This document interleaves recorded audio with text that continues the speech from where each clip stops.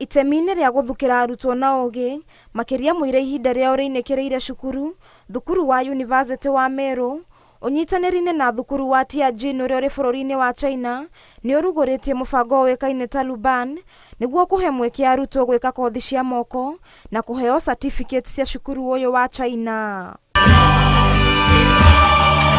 Mũbango ũyũ ũrĩa ũrugũrĩtio nĩ barũthi wa China Kenya ũrehete ũguni mũnene kũrĩ arutwo kuona wĩna mbaci cia kuonania nĩ mathomeire maũndũ mangĩ ona thengi ya kũrĩkia mathomo marĩa mamatwarire Yunibasitĩ-inĩ wa Meru. We'll continue working with African countries to set up LUBAN workshops and implement the Future of Africa in China-Africa Vocational Education Cooperation Plan to provide training opportunities for 500 principals and backbone teachers of vocational colleges.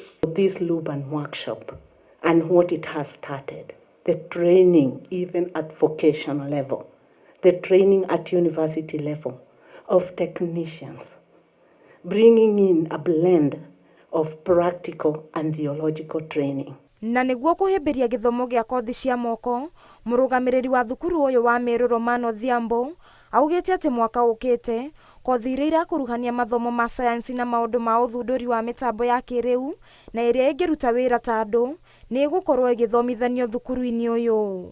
We'll have 2 new programs, Bachelor of Science in E-commerce and another Bachelor of Science most likely in Information System. And then that's one way. The other way is that we are going to have a lot of short courses.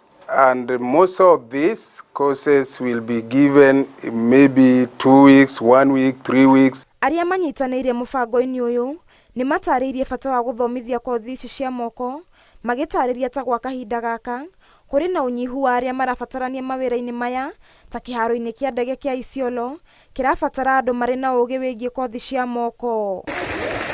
Ngĩribotera Inooro TV njĩtagwo Wanjirũ wa Marofo.